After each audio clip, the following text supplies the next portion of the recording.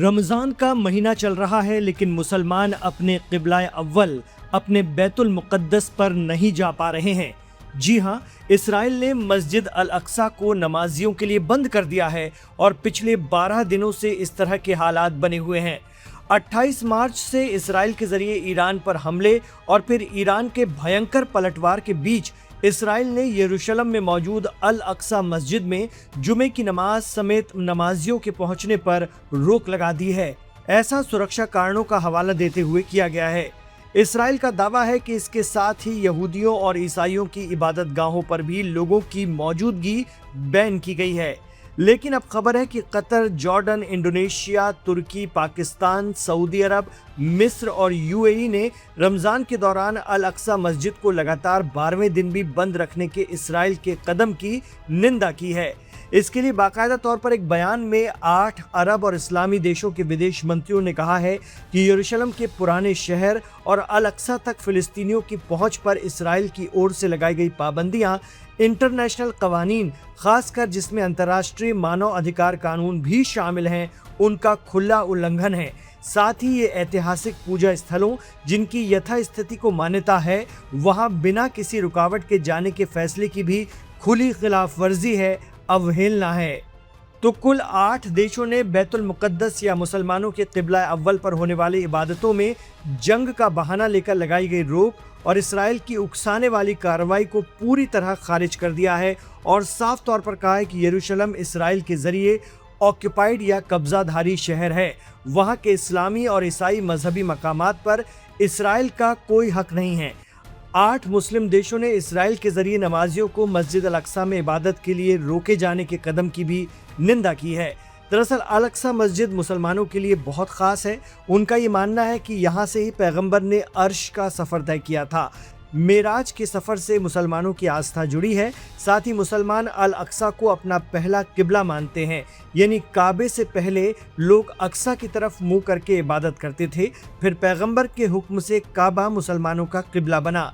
मुस्लिम देशों के foreign ministers ने अपने बयान में कहा है कि अल अक्सा मस्जिद का पूरा इलाका ख़ास तौर से मुसलमानों के लिए है और जॉर्डन के वक्फ और इस्लामी मामलों के मंत्रालय से ही जुड़ा हुआ है। यरूशलेम वक्फ और अल अक्सा मस्जिद मामलों का विभाग ही एकमात्र कानूनी संस्था है जिसके पास इसको देखने के विशेष अधिकार हैं। अंतर्राष्ट्रीय कानून और समुदाय इस तरफ ध्यान दें और जंग के बहाने अल अक्सा मस्जिद को मुसलमानों के लिए बंद करने की साजिश पर तुरंत एक्शन लिया जाए। गौरतलब है कि इंटरनेशनल नियमों के मुताबिक यहूदी अल अक्सा कैंपस में एक निश्चित दूरी तक ही आ सकते हैं। यहाँ जॉर्डन और इसराइल की फोर्सेस मिलकर सिक्योरिटी का निजाम देखती हैं।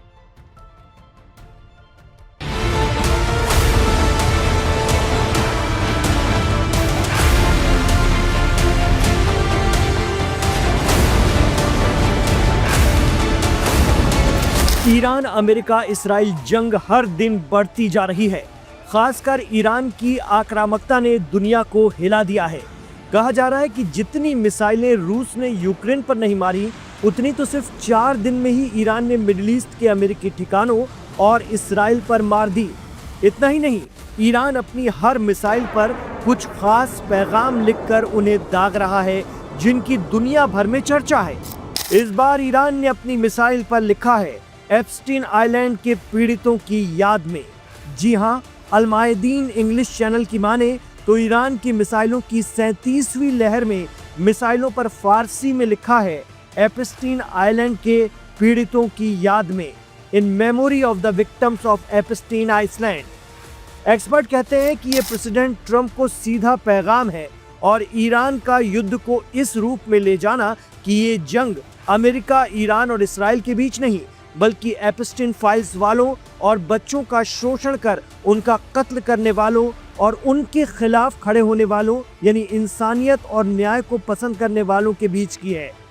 अल मायदीन इंग्लिश की रिपोर्ट के मुताबिक खुद अमेरिकी डिपार्टमेंट ऑफ जस्टिस और इंटरनेशनल कानून के मुताबिक एप्स्टीन फाइल और इसमें शामिल लोग वो स्याह हकीकत हैं जिसने दुनिया को हिला दिया है। यही वजह है कि ईरान ने अपनी मिसाइल में एप्स्टीन पीड़ितों को याद कर अमेरिकी और इस्राएली ठिकानों पर मिसाइल दागना शुरू किया है। जंग के दौरान ही ईरान ने अपनी मिसाइलों पर लिखा था, मिनाब के स्कूल की छात्राओं की याद में। ये मिसाइलें अमेरिका इसराइल की उस कार्रवाई का जवाब थी जिसमें ईरान ने दावा किया कि उनकी मिनाब काउंटी में लड़कियों के एक स्कूल पर हमला करके अमेरिका इसराइल ने 160 से ज़्यादा बच्चियों का कत्ल कर दिया। इतना ही नहीं, जब आयतुल्लाह मुज्तबा खामनेई ईरान के सुप्रीम लीडर ऐलान किए गए तब भी ईरान ने मिसाइलों पर लिखा लब्बैक या मुज्तबा, यानी हम आपकी सेवा में तैयार हैं आयतुल्लाह मुज्तबा खामनेई। और ये मिसाइलें बेतहाशा इसराइल पर दागी गई हैं, जिनकी वजह से इसराइल धुआं धुआं है। हालात ये हैं कि इसराइल ने नुकसान के विजुअल्स या वीडियो को रोकने की कोशिश करनी शुरू कर दी है ताकि दुनिया को ये पता न चले कि इसराइल में ईरान ने भारी नुकसान किया है। बहरहाल ईरानी मिसाइलों पर एप्स्टीन फाइल के पीड़ितों की याद वाला स्लोगन लिखा होना सीधे तौर पर अमेरिका को चिढ़ाने की कोशिश है। वजह है वो आरोप जो ट्रंप पर लग रहा है कि उन्होंने एप्स्टीन फाइल से लोगों का ध्यान हटाने के लिए ईरान पर हमला किया और अमेरिका और इसराइल ने मिलकर ईरान पर युद्ध थोपा है। लेकिन अब दोनों देश ये जंग खत्म नहीं कर पा रहे हैं और फंस गए हैं, जबकि ईरान का कहना है कि जंग अमेरिका और इसराइल ने शुरू की है लेकिन खत्म ईरान करेगा।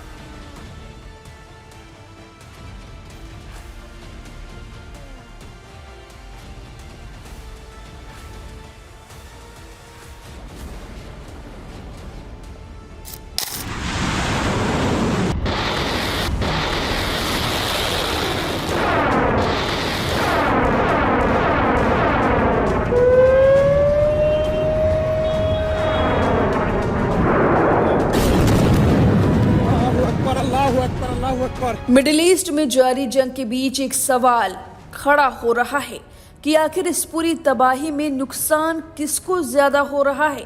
इसका जवाब जब हम आपको बताएंगे तो आप भी हैरान रह जाएंगे। आंकड़ों के साथ, युद्ध की रणनीति के साथ सब बताएंगे। ईरान को कमजोर समझने वालों की यही सबसे बड़ी भूल साबित हुई है। जाहिर सी बात है कि ईरान के रहबर अयातुल्लाह अली खामनेई के जाने से ईरान ही नहीं बल्कि पूरे विश्व के मुसलमानों को भारी नुकसान हुआ है। लेकिन ईरान ने मातम मनाने के साथ ही अपने हथियार नहीं छोड़े और एक नुकसान के बदले अमेरिका और इजराइल को छील रहा है। जी आज शुरुआत में लगा था कि ईरान अमेरिका और इजराइल के आगे वेनेजुएला की तरह समर्पण कर देगा, क्योंकि उसके पास अमेरिका जैसी शक्तिशाली देश से लड़ने की क्षमता नहीं होगी। लेकिन ईरान के लोग करबला को भूले नहीं हैं।